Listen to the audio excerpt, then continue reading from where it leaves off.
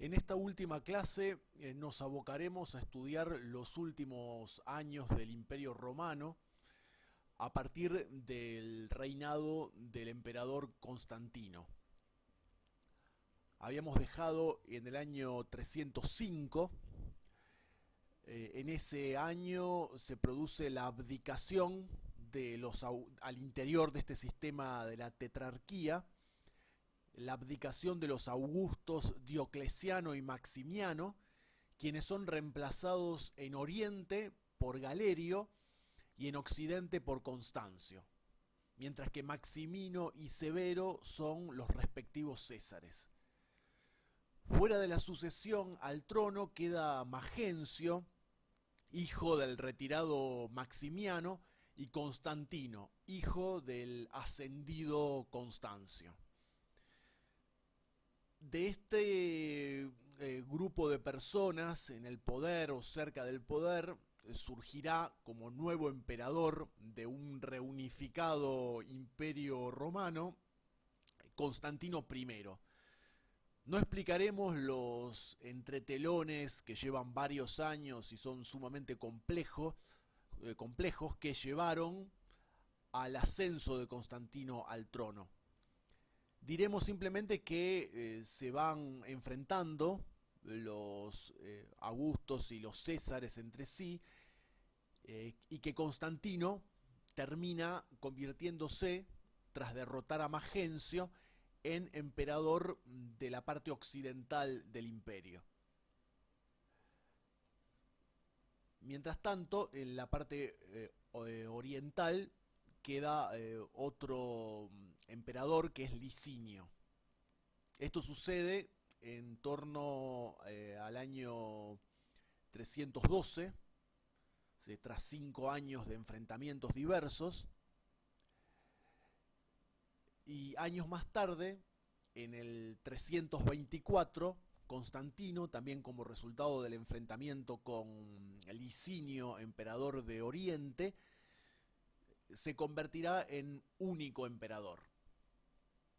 Quedarán como césares y futuros sucesores suyos, sus hijos, Constantino, Constancio y Constante. Constantino será único emperador de Roma, tanto de Oriente como de Occidente, desde el año 324 hasta su muerte acaecida en 337. Resumiendo mucho, porque en realidad el tema es bastante más largo y complejo, podemos decir que el ascenso de Constantino al poder no se entiende sin su conversión gradual y relativa, podríamos decir, al cristianismo.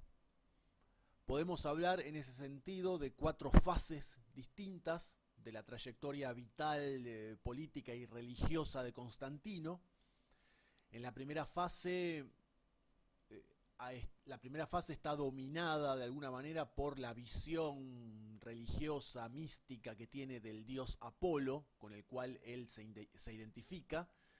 La segunda y la tercera fases, antes de derrotar a Magencio en la batalla del puente Milvio, Constantino tiene la visión, según el relato que en el fin de su vida hizo escribir a su panegirista cristiano, Eusebio de Cesarea, una visión en la que se le ordenaba pintar en los escudos de sus soldados el monograma o el signo de los cristianos. Con anterioridad habría tenido un sueño en el cual aparecía una cruz encima del sol, acompañada de las palabras: con esta vencerás, es decir, con esta cruz vencerás, con la cruz de Cristo. Hay 2 tendencias religiosas en Constantino. Primeramente el sol, que se identifica también con el dios Apolo, símbolo del dios todopoderoso y omnipresente del pensamiento religioso contemporáneo suyo. Y en segundo lugar está Cristo como representación particular de ese poder. Entonces aquí hay como una suerte de sincretismo religioso entre el paganismo, un aspecto del paganismo, un dios, Apolo y el sol, con la nueva religión cristiana. La cuarta y última fase de la trayectoria vital, política y religiosa de Constantino es la más conocida, la más pública de todas. Durante la misma a él agradece en tanto monarca y a través de sus panegiristas, es decir, de los escritores que lo ensalzan, los cronistas que cantan sus loas y escriben su historia, hay un agradecimiento traducido, digamos, por los panegiristas y por las inscripciones monumentales, por los vestigios monumentales que todavía arquitectónicos, escultóricos que han quedado de esa época, en donde el monarca, de alguna manera, Constantino, agradece al Dios verdadero y único que pasó a ser, o habría pasado a ser, el Dios de los cristianos, Jesucristo. La conversión, entre comillas, lo pone aquí Cornell y Matthews, la conversión de Constantino, constituye un acontecimiento hecho público por el propio emperador y reconocido como la expresión religiosa genuina, o una expresión religiosa genuina con consecuencias definitivas y trascendentes.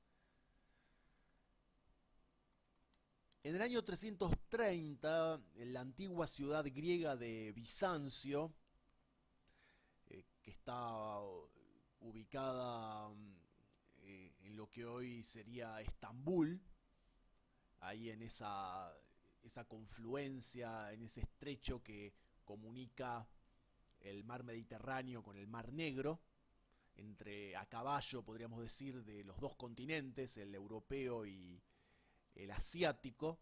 Esta antigua ciudad de Bizancio, allí ubicada, pasa a ser refundada como Constantinopla por el propio Constantino.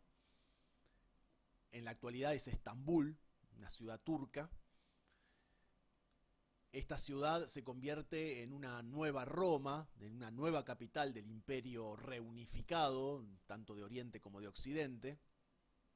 Es construida o reconstruida la antigua Bizancio, ahora llamada Constantinopla, sobre 7 colinas, emulando a Roma, a la Roma de Italia. Posee o pasará a poseer un senado propio. Esta nueva capital será adornada con templos religiosos, cristianos y paganos, de gran magnificencia, pero en poco tiempo los antiguos templos paganos quedarán fuera de uso y Constantinopla se convertirá, tras un lapso no demasiado prolongado de años, en una ciudad eminentemente cristiana. La madre de Constantino es Santa Elena, que es una cristiana confesa, canonizada por la Iglesia. Durante el reinado de su hijo, Santa Elena lleva adelante un programa de construcción en Tierra Santa, en Palestina, lugar de nacimiento de Jesús. Trata de identificar los lugares sagrados. Ya habían pasado 300 años desde la muerte de Jesús, así que debió recurrir a dudosas tradiciones orales y locales. Fue identificando el Vía Crucis y los lugares de la pasión de Cristo, y a lo largo de esos lugares, de esos recorridos, mandó construir Santa Elena, en nombre de su hijo, el emperador Constantino, iglesias y una suerte de, podríamos decir, mausoleos o recordatorios. También se exhibe, se busca y se encuentra finalmente la supuesta cruz, o los restos de la supuesta cruz en la cual había sido crucificado Jesús, la Vera Cruz. Sus maderos pasan a convertirse en reliquias. Son exhibidos estos despojos de la madera sagrada en una nueva iglesia que se construye en donde habría estado la tumba de Jesús. Es la iglesia del Santo Sepulcro la que se levanta allí. Hay otras iglesias construidas por Constantino, fuera de Tierra Santa, como ser las basílicas de Letrán y San Pedro en Roma, la iglesia de Cirta en Numidia y la iglesia de Tréveris. Durante el siglo IV, Constantino y sus sucesores impulsan decididamente la cristianización del imperio, ya de manera oficial.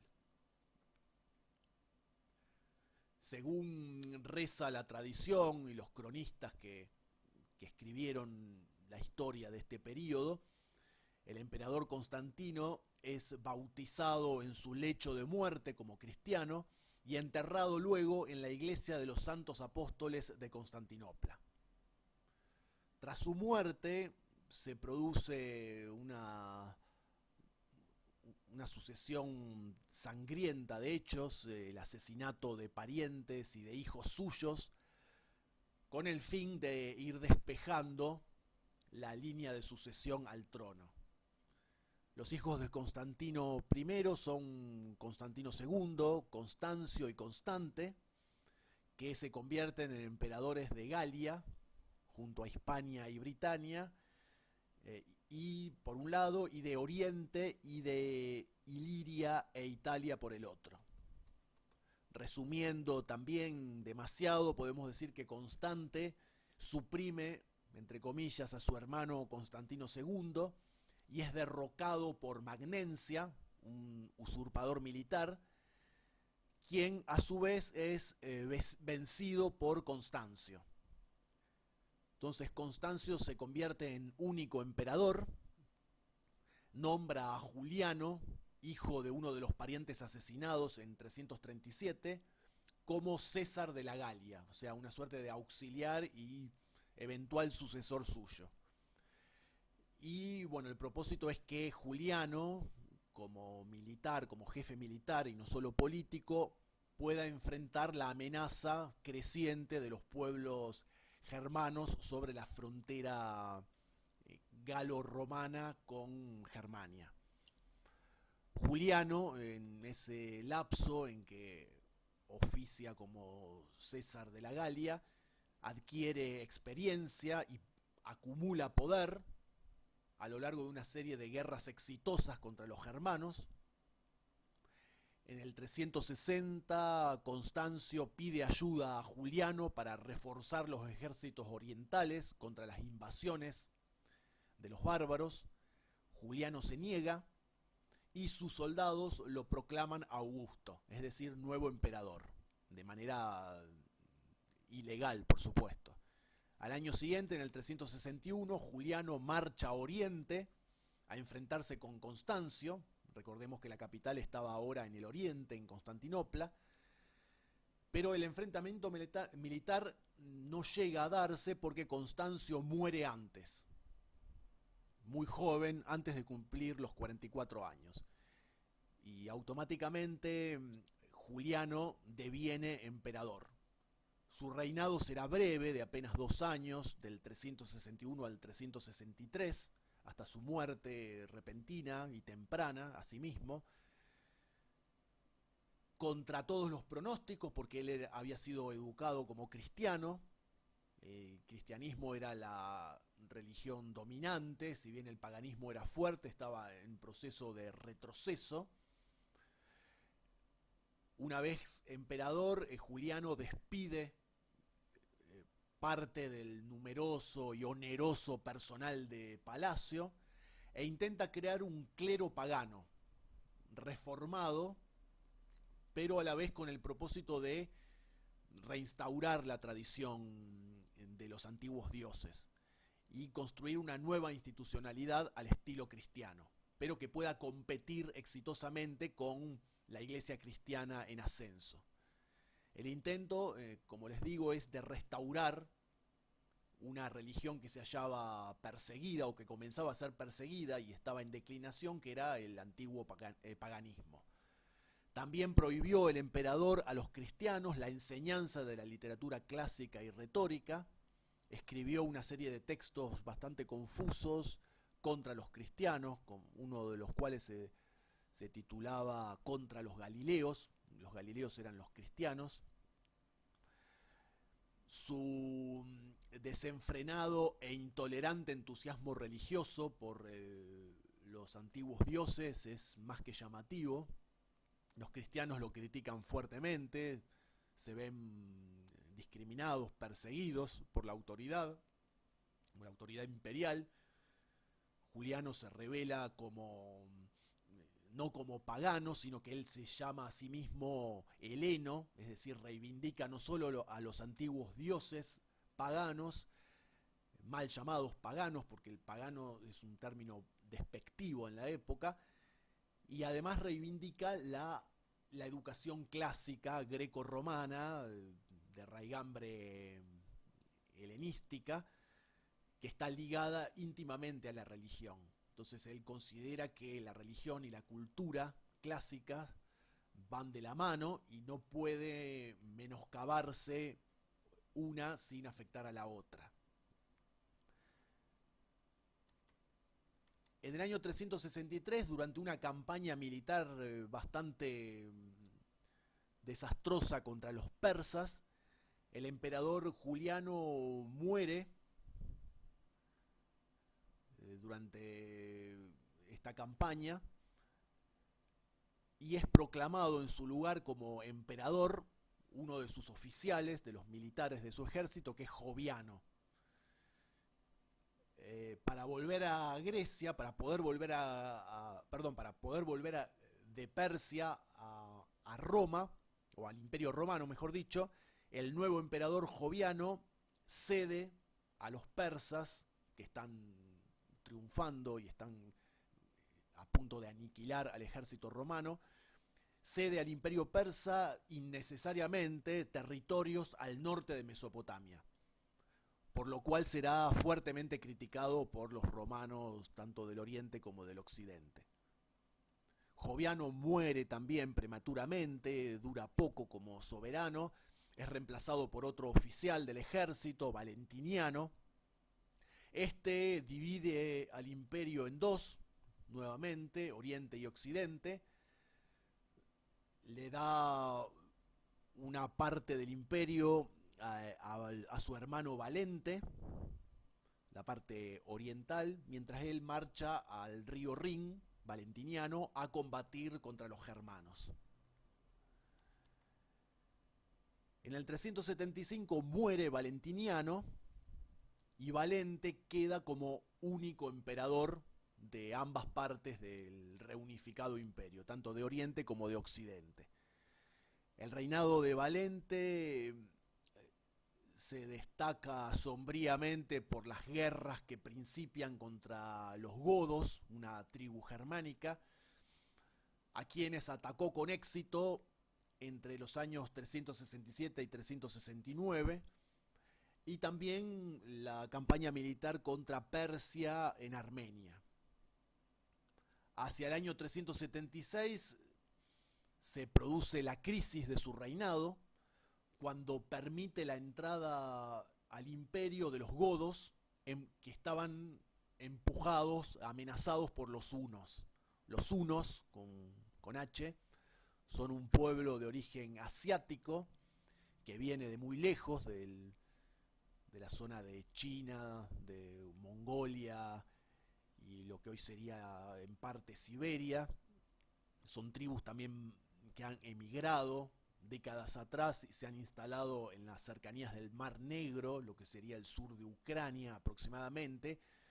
Se han mezclado con población local indoeuropea. Son jinetes, nómades o seminómades que amenazan cada vez con mayor fuerza y peligrosidad la zona llamada de la Escitia, que sería el lugar donde viven los escitas, que es una serie de pueblos que habitaban en lo que sería hoy aproximadamente el sur de Ucrania, Rusia y parte del este europeo. Allí viven también en las cercanías pueblos germánicos, junto a la zona de los escitas. Tanto los escitas como a ciertas tribus germánicas, como la de los godos, se ven amenazadas seriamente, peligrosamente por los hunos que van avanzando, van atacando, y entonces huyendo de este terrible enemigo es que le piden permiso al emperador Valente, los godos, para cruzar el río Danubio, la frontera romana, e ingresar al imperio, ofreciéndose como mercenarios del ejército romano a cambio de tierras. El emperador Valente accede en un primer momento, pero la situación se desmadra. El objetivo no era otro por parte de Roma, amenazada por las tribus germánicas y ahora por las tribus asiáticas, por los hunos también, que van a llegar a ingresar a posteriori en tierra romana. El objetivo no es otro que contar con reclutas, con más soldados, y eximir de paso a los campesinos del Imperio Romano del servicio militar, lo cual permitiría, en teoría, que trabajasen la tierra y que produjesen más, aumentando así la recaudación estatal.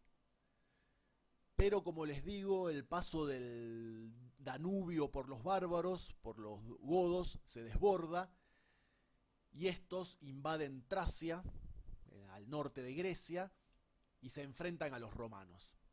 En el 378 se produce una de las más desastrosas derrotas del ejército romano frente a fuerzas enemigas, en este caso frente a los godos, en la batalla de Adrianópolis, en la cual muere el propio emperador Valente.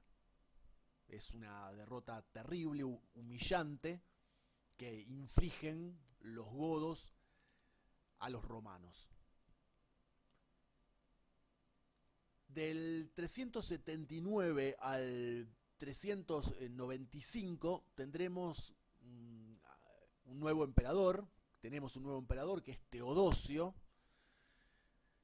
quien empieza justamente su reinado enfrentando a los godos, que se han convertido en invasores y en enemigos por ser en parte maltratados o digamos, por no haber cumplido sus promesas, su alianza con los godos. Estos se convierten en enemigos de Roma. Entonces hay más culpa romana que culpa germánica, en definitiva, ya que estos no venían con malas intenciones, sino que venían escapando de sus perseguidores los hunos. En el 382 se suscribe un tratado justamente con los godos que se establecen en la Baja Moesia, que sería Bulgaria, en parte lo que hoy es Bulgaria, también una región del Imperio Romano, y al mismo tiempo que se les dan tierras, estos, digamos, los godos, se incorporan al ejército romano con sus propios jefes. Devienen tropas auxiliares del ejército romano y pasan a combatir contra los hunos y contra otros pueblos germánicos que amenazan o comienzan a amenazar las fronteras del imperio. En Occidente lo que hace Teodosio es nombrar a Valentiniano como emperador, una especie de coemperador. Valentiniano es sucedido por sus hijos Graciano y Valentiniano II, de 16 y 4 años de edad respectivamente. En el 383 Graciano cae asesinado frente a un usurpador, Máximo. En el 387 Máximo invade Italia y destrona a Valentiniano II, quien huye a refugiarse a Teodosia, digamos, a la parte oriental del imperio, donde estaba el centro neurálgico del imperio, donde estaba Teodosio, o seguía Teodosio como emperador. Al año siguiente, en el 388, Teodosio derrota al usurpador Máximo y le devuelve el poder a Valentiniano, al que envía a la Galia, mientras él, digamos, el propio Teodosio, instala su corte en Milán.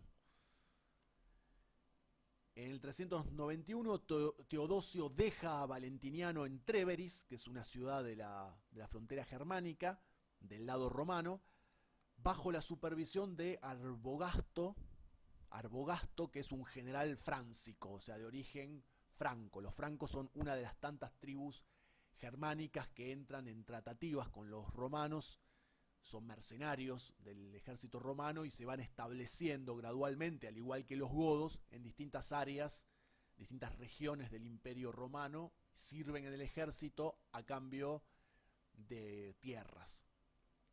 En el 392 Valentiniano es ahorcado, supuestamente se trata de un suicidio, aunque esto es dudoso, y Eugenio, ex profesor de retórica, es elevado como emperador por el propio general Arbogasto. 2 años más tarde, en el 394, Teodosio derrota a Eugenio y vuelve a Milán, donde instala ya de manera más o menos definitiva la corte imperial y reunifica el imperio. Digamos que fracasa esta tentativa ya utilizada con anterioridad, ya ensayada con anterioridad, de dividir al Imperio Romano en 2 o más áreas y gobernar varias personas, digamos varios Césares y Augustos a la vez. Esta situación, por un tiempo muy breve, del 394 al 395, cuando muere Teodosio, el Imperio Romano se reunifica por última vez con la corte, la capital imperial en Milán, en el norte de Italia, con Teodosio como emperador, que es uno de los últimos, en realidad es el último emperador del Imperio Romano unificado. A partir de la muerte de Teodosio en 395, la división efectiva del imperio en 2, Oriente y Occidente, ya será irrevocable. Nunca más la parte del Imperio Romano, la parte oriental y la parte occidental volverán a estar juntas, sino que de ahora en más habrá un imperio romano de Occidente y un imperio romano de Oriente como 2 entidades nítidamente separadas. En lo que respecta al tema ya mencionado de la cristianización del Imperio Romano, debemos aclarar que la conversión del mundo romano al cristianismo fue bastante rápida, fogoneada desde el poder, desde los propios emperadores, que se convirtieron la mayoría de ellos en cristianos a partir de cierta época, de cierta fecha, de cierto periodo que estamos tratando ahora.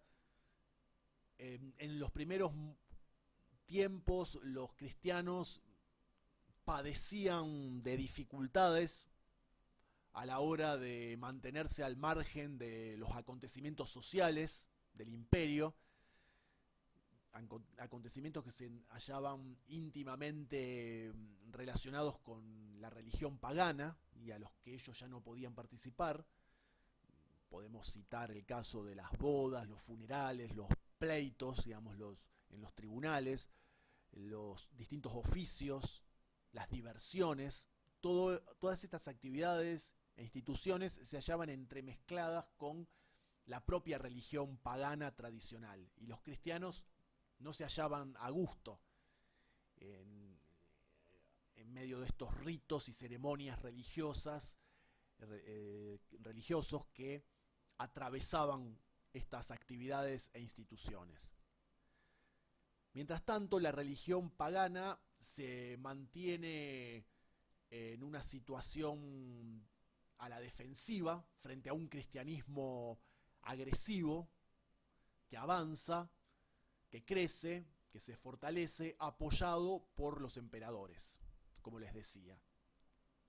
Es así que entre las décadas de 380 y 390, Teodosio promulga una serie de leyes que limitan primero y eliminan después los sacrificios paganos. Los templos paganos son clausurados, sus bienes son confiscados, pero siguen celebrándose un gran número de juegos y fiestas tradicionales ligados a los templos. E incluso va a haber algunas festividades y ceremonias religiosas que serán cristianizadas. El título latino de Pontifex Maximus, Pontífice Máximo, que todos los emperadores detentaban, lo conservan hasta Graciano.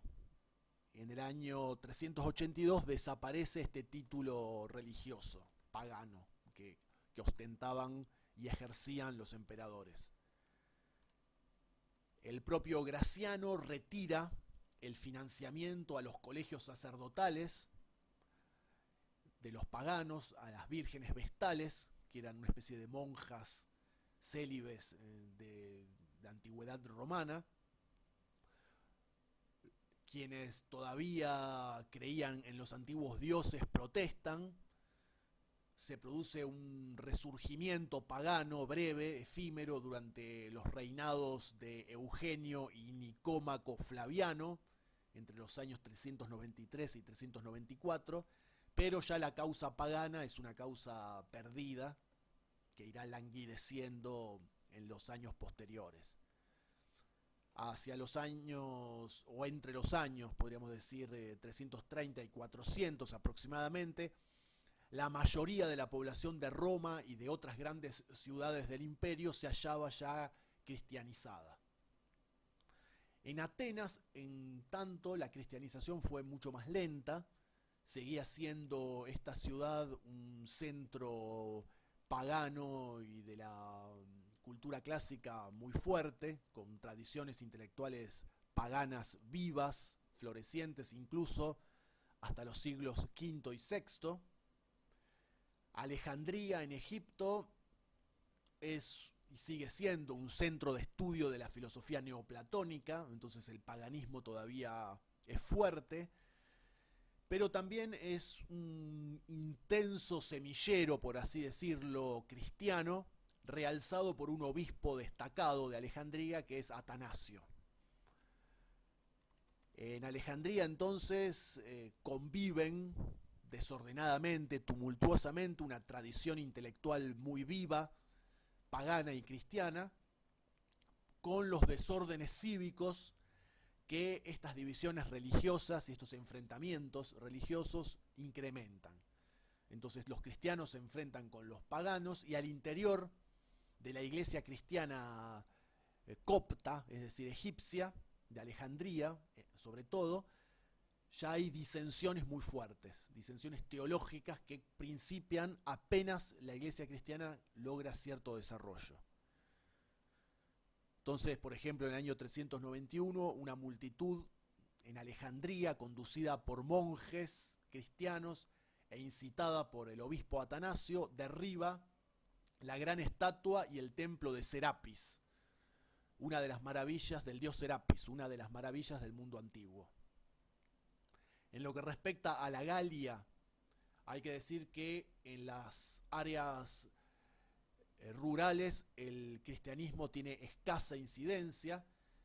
Justamente la palabra pagano viene del paganus, que es el campesino, tiene que ver con el campo, es una palabra también utilizada, como les decía, despectivamente, y tiene que ver justamente con esto, con esa pervivencia durante mucho tiempo de los antiguos dioses, las antiguas creencias en las áreas rurales. Allí el cristianismo va a tardar mucho tiempo, siglos, en imponerse definitivamente. Incluso cuando se imponga, lo hará de un modo particular, imbricado, fusionado con antiguas creencias. En la provincia de África, que recordemos, África en la época romana no es el continente africano como lo es para nosotros en la actualidad, sino una parte del norte de África, la provincia romana de África que coincide aproximadamente con Argelia, Libia y parte de Marruecos. África asiste en estos años a un fuerte crecimiento del cristianismo y al interior del mismo se producen también, como en Alejandría y como en Oriente, enconadas luchas entre quienes profesan distintas creencias cristianas. O sea, ahí están por un lado los católicos y por el otro lado los llamados donatistas, que ya explicaremos en qué consisten. Y al mismo tiempo se mantienen fuertes y numerosas comunidades paganas, al igual que en el resto del imperio. Juliano y otros intelectuales griegos ya hemos dicho que usaban o preferían usar el término heleno, que podría traducirse como griego educado, para designar al creyente de los dioses antiguos. San Jerónimo es uno de los padres fundadores de la Iglesia cristiana. Considera en estos años que la aceptación del cristianismo implica el rechazo a la cultura clásica, que incluye, por supuesto, a los antiguos dioses, pero también a la cultura grecorromana tradicional en su conjunto. Hay un obispo, que es Nacianceno, quien esgrime una tercera opinión que reza lo siguiente, que la cultura clásica en realidad es patrimonio común a todos, tanto a cristianos como a paganos. Es esta última corriente la que predominará. El helenismo, es decir, todo lo que tiene que ver con la educación grecorromana, sobre todo griega, es tan notable en esta época como antes, cuando todavía no había cristianos. Y se da de igual manera, florece con idéntica intensidad y calidad entre cristianos y entre paganos. Por otra parte, habría que esperar recién al siglo IV para que comience lentamente, tímidamente, a aflorar una cultura específicamente cristiana, basada en la Biblia, expuesta por obispos y desarrollada en obras de exégesis, es decir, de interpretación de los textos sagrados, por parte de escritores cristianos. En esta época, en el siglo IV, de esta época data justamente la llamada Vulgata, que es una traducción latina de la Biblia, realizada por San Jerónimo. Recordemos que la Biblia, tanto el Antiguo Testamento como el Nuevo Testamento, no estaba redactado en latín, obviamente. El Antiguo Testamento mayormente redactado en hebreo, algunas pequeñas partes en arameo, lenguas semitas, mientras que el Nuevo Testamento está redactado enteramente en griego, que era la lengua dominante del Mediterráneo oriental, la lengua culta de esa región. Entonces, tanto el Nuevo como el Viejo Testamento serán traducidos del arameo, del hebreo y del griego al latín.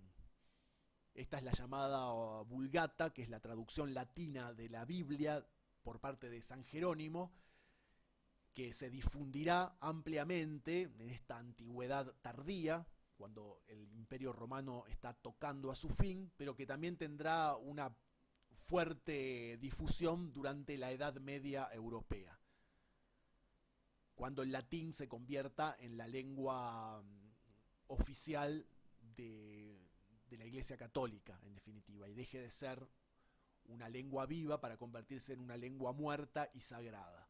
Pero esto sería ya tema para historia medieval. Entonces, no es fácil en estos años, en esta época, determinar si un autor o un artista es cristiano o pagano, ya que pese a sus diferencias religiosas, comparten una serie de rasgos culturales que son comunes a cristianos y a paganos. Son más las coincidencias que las diferencias entre los cristianos y los paganos del Imperio Romano durante la fase final del imperio. En 313 es el Edicto de Milán, mediante el cual la Iglesia recupera sus propiedades confiscadas durante persecuciones anteriores. Recibe además fondos adicionales por parte de la autoridad imperial y una serie de beneficios, como por ejemplo la exención de las obligaciones civiles para los clérigos. Los sacerdotes de ahora en más serán juzgados por tribunales especiales y no por tribunales civiles. Los obispos cristianos se convierten en figuras prominentes de sus comunidades, con iglesias importantes, cada vez mejor construidas, con presupuestos cada vez más robustos, reciben donaciones y legados que forjan instituciones florecientes. Paralelamente, las divisiones religiosas durante el siglo IV se tornan virulentas, cada vez más virulentas. Los católicos entonces, como les decía, se enfrentan a los donatistas en África, y este cisma de los donatistas solo desaparece con la intervención esforzada de San Agustín, que es un obispo justamente africano, y de los concilios auspiciados por el imperio. Así, por ejemplo, en el 324, el emperador Constantino se enfrenta a una corriente al interior de la Iglesia cristiana oriental, que es la corriente del llamado arrianismo, que es considerado herético. Arrianismo viene del nombre de Arriano, un sacerdote de Alejandría, influido a su vez por el neoplatonismo. El arrianismo sostenía que la Santísima Trinidad es una jerarquía de seres divinos encabezados por Dios Padre. El Hijo, es decir, Jesús, según el arrianismo, fue creado por el Padre y sujeto a Él. El Hijo sería Jesús, una suerte de demiurgo o agente creador, intermediario entre el Padre y el mundo creado. De allí a decir que Jesús no era Dios, sino que era una creación de Dios, había solo un paso. Bueno, esto es desechado completamente, de manera oficial, en el 325, durante el concilio de Nicea. Constantino afirma que Padre e Hijo son consustanciales, es decir, que forman una misma entidad. Casi todos aceptan, salvo algunos que siguen siendo arrianos y que van a ser perseguidos, pero este concilio y el credo, que surge justamente el credo que establece los puntos esenciales del dogma católico, no van a lograr imponerse del todo. El arrianismo va a ser todavía predominante en Oriente hasta que el emperador Teodosio imponga una definición estrictamente ajustada a lo que había dicho Nicea o lo que había promulgado el concilio de Nicea sobre la ortodoxia, y elimina violentamente el arrianismo. Como vemos, los emperadores participaban de estas controversias teológicas que, sobre todo en la parte oriental del imperio, eran más que enconadas, organizaban concilios e imponían posturas. Y aún así hay que señalar que su influencia fue relativa. En cuanto a la palabra mártir, que es derivada de una palabra griega que significaba testigo, el que públicamente confesaba su fe bajo extrema amenaza de muerte, esa idea del mártir que florece de alguna manera durante las persecuciones.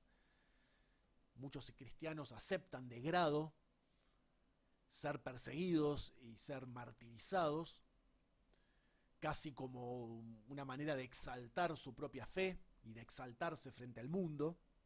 Cuando las persecuciones terminan, esta idea de mártir ya decae inevitablemente, porque los cristianos ya no son perseguidos, sino que por el contrario se van a convertir en perseguidores muchas veces, en miembros de una religión oficial.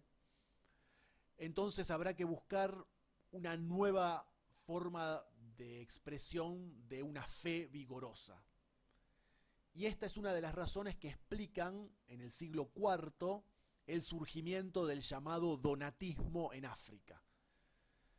El donatismo, como escisión del cristianismo, lo que buscaba era mantener las actitudes del cristianismo primitivo, aquel cristianismo fogoso, martirizado, perseguido, supuestamente más puro y primigenio, en una sociedad donde el cristianismo había cambiado su posición y se había aburguesado de alguna manera. Ejemplo de esta última actitud es la posición más mesurada y práctica del adversario del donatismo, que es San Agustín.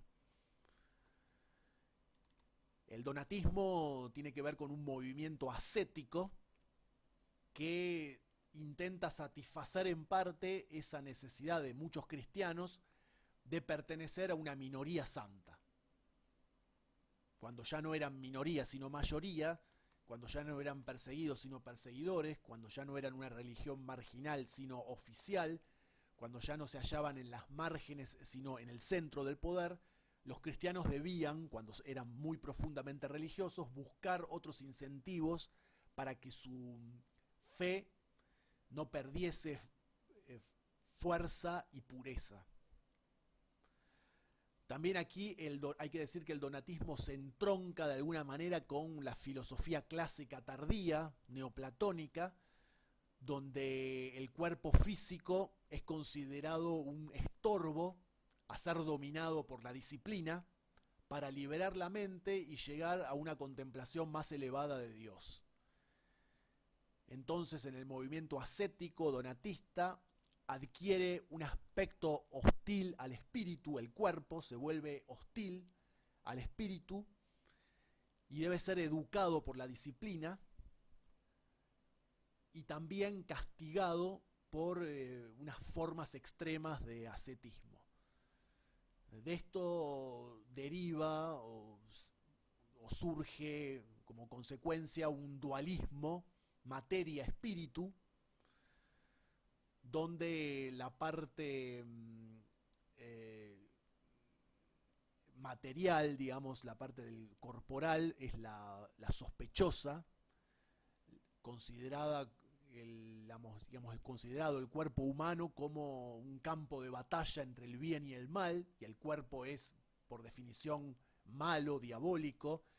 El espíritu debe prevalecer por sobre el cuerpo, y por lo tanto el cuerpo debe ser flagelado y castigado, ya que nos relaciona con la materia, con lo perecedero, con lo diabólico, con el mal, mientras que el espíritu, la creencia en Dios, la fe, tienen que ver con lo espiritual, con lo puro de aquello que es la idea y que no es la materia, por decirlo en términos neoplatónicos.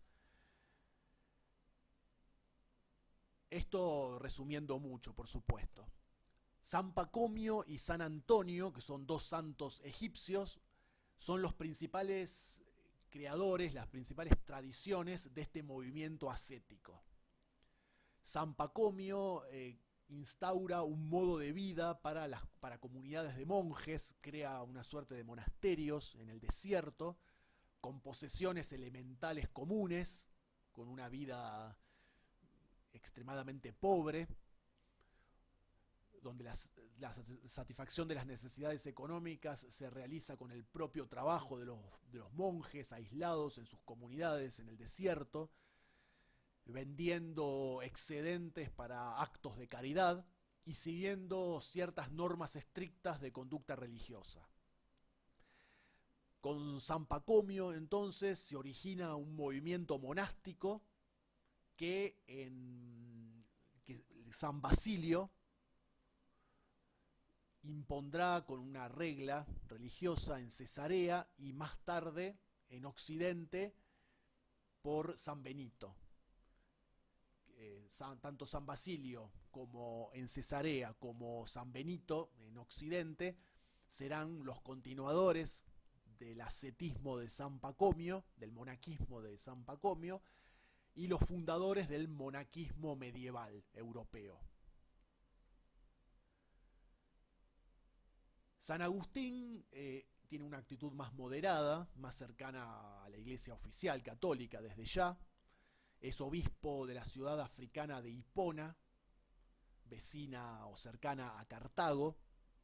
Está a favor también de la organización de comunidades monásticas, él es fundador de una de ellas, pero siempre sujetas a la iglesia, generando un ambiente propicio para la lectura, para el aislamiento, la meditación, la disciplina, la vida en común. Y también oficiarían estos monasterios incorporados a la iglesia y a las ciudades como escuelas formadoras de clérigos, de sacerdotes y de obispos. Entonces, una rama más moderada, podríamos decir, del monaquismo, la de San Agustín. Ya sobre finales del Imperio Romano, en lo que sería la Galia romana, Francia en la actualidad, hay otro santo, también otro monje, San Martín de Tours, que funda el monasterio de Marmoutier y que también será una nueva contribución al monaquismo. En el año 395 entonces dijimos que muere en Milán Teodosio I, el último gran emperador romano. Le suceden sus nulos hijos Arcadio, que gobernará desde Constantinopla, y Honorio, que gobernará la parte occidental desde Milán.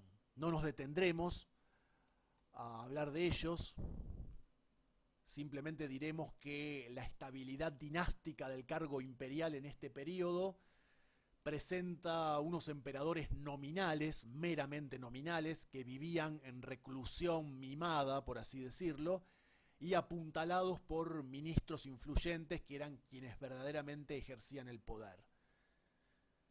Hacia el 400 entonces, ya en los albores del siglo V de nuestra era, se produce, como ya dijimos, la división definitiva del imperio entre Oriente y Occidente, entre las cortes de Constantinopla y de Milán.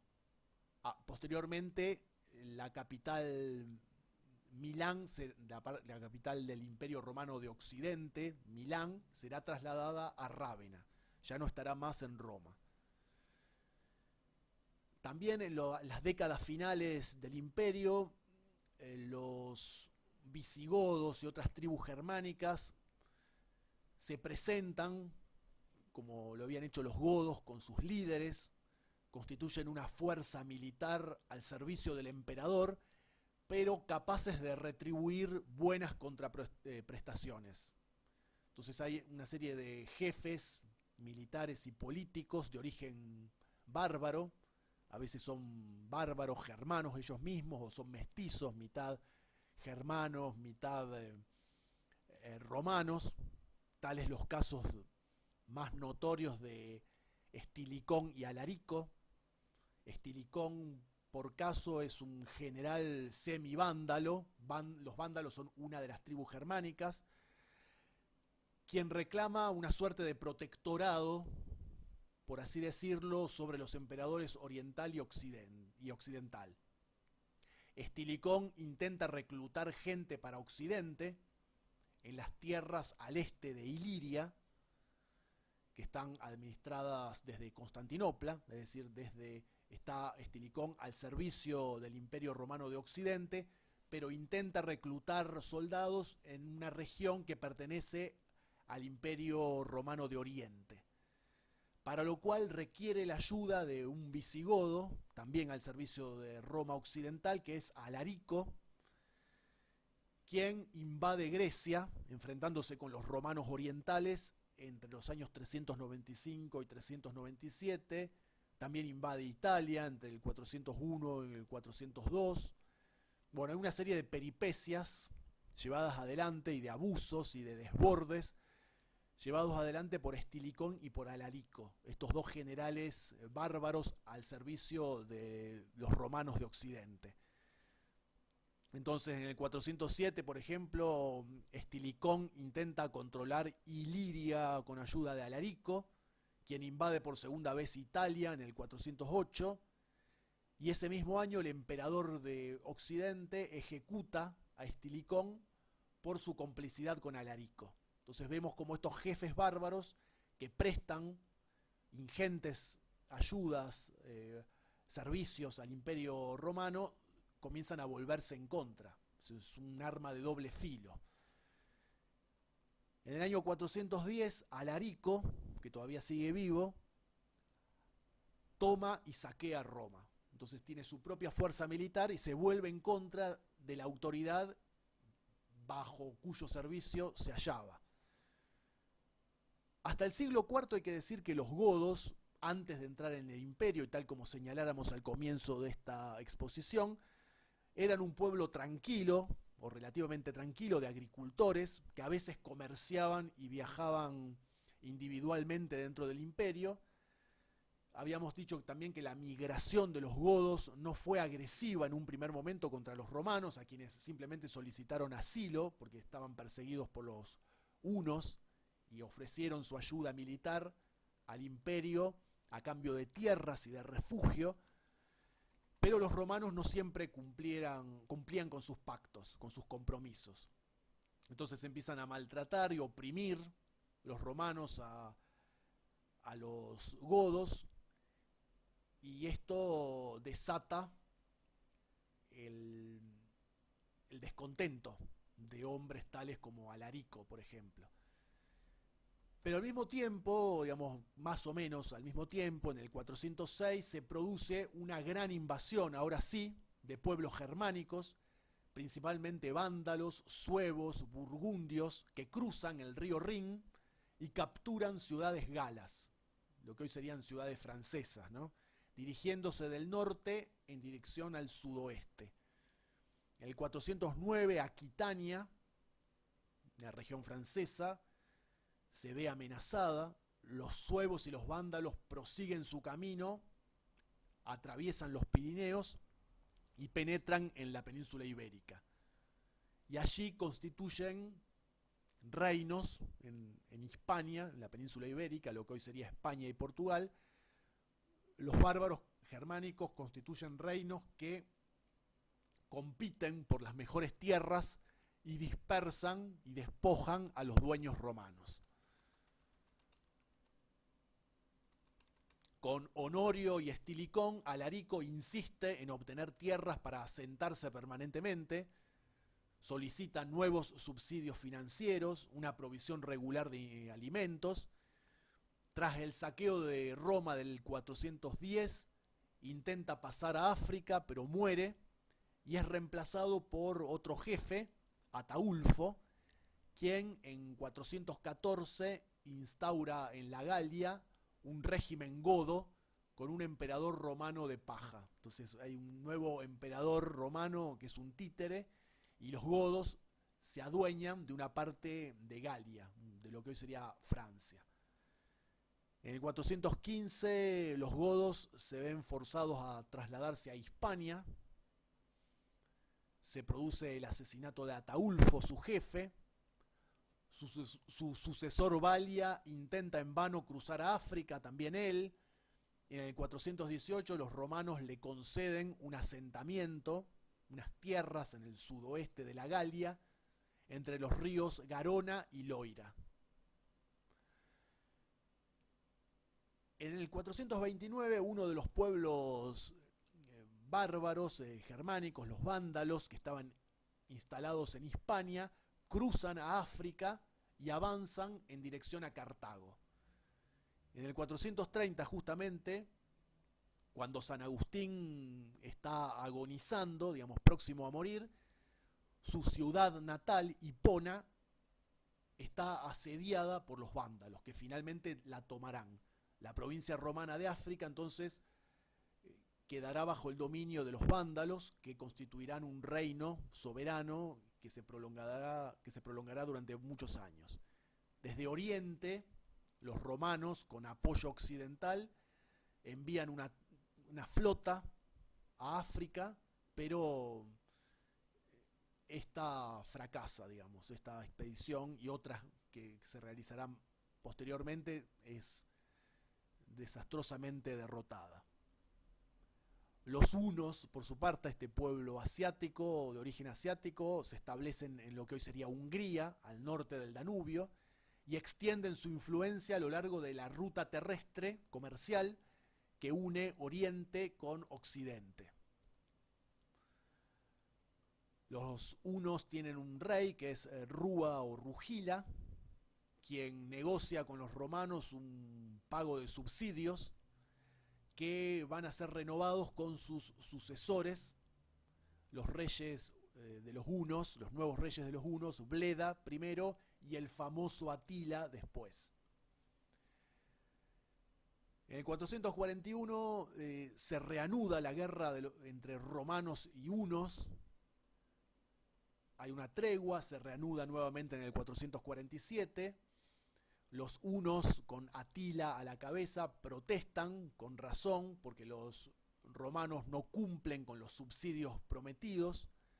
Los romanos se ven obligados a evacuar los territorios hasta entonces imperiales de la ribera romana del Danubio.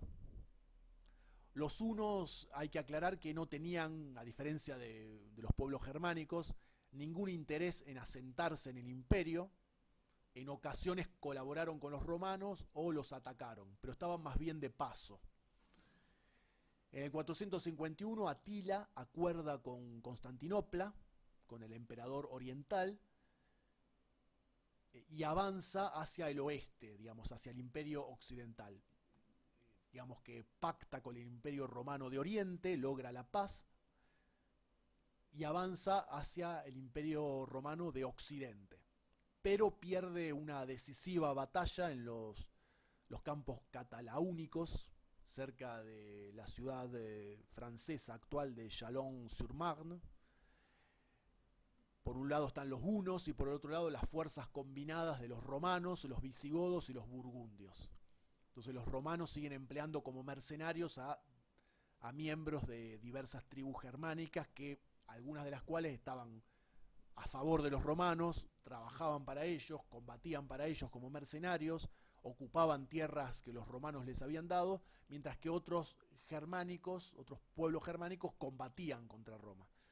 En el caso de los hunos, que en un momento habían sido aliados también de los romanos y mercenarios de los romanos, en este momento son enemigos acérrimos del Imperio Romano de Occidente.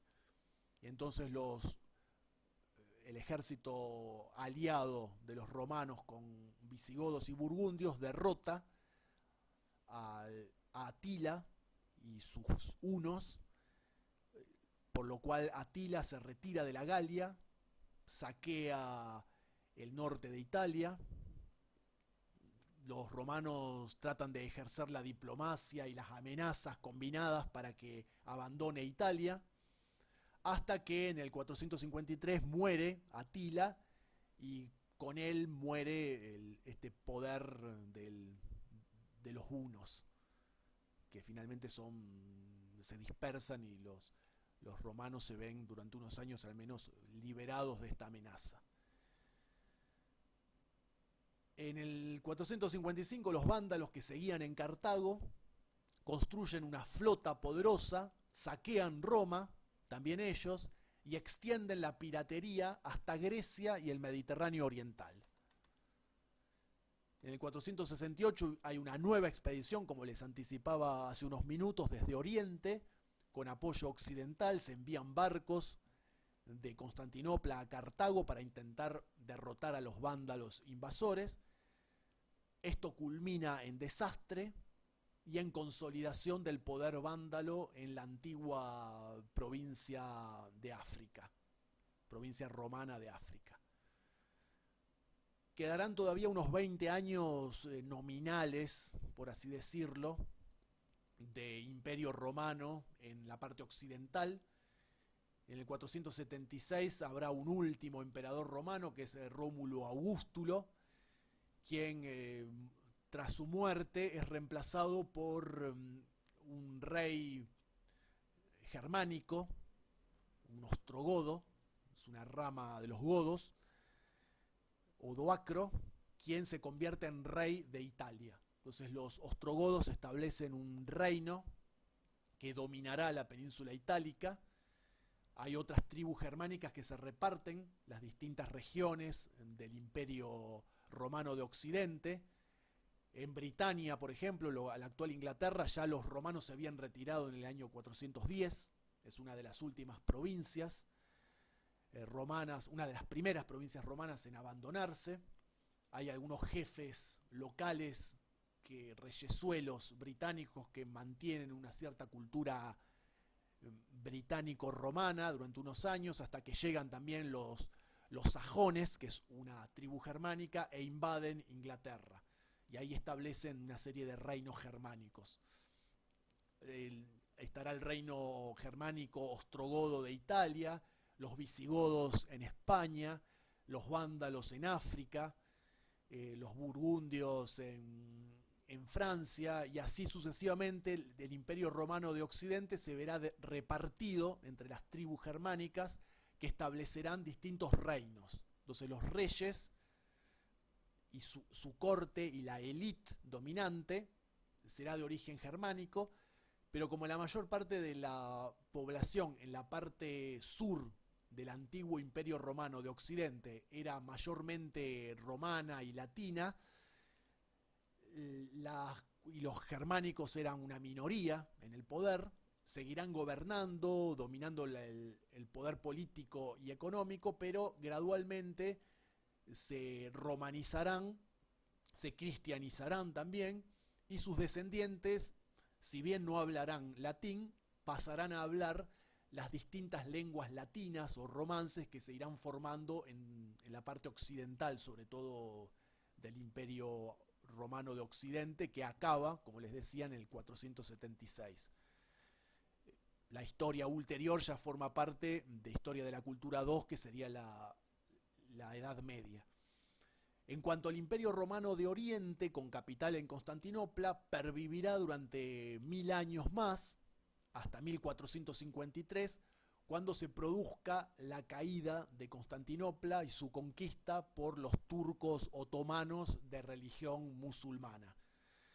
Claro que este Imperio Romano de Oriente, también conocido o más conocido como Imperio Bizantino, tendrá un periodo de esplendor, donde incluso conquistarán, recuperarán territorios pertenecientes al antiguo Imperio Romano de Occidente, llegarán a conquistar Italia, el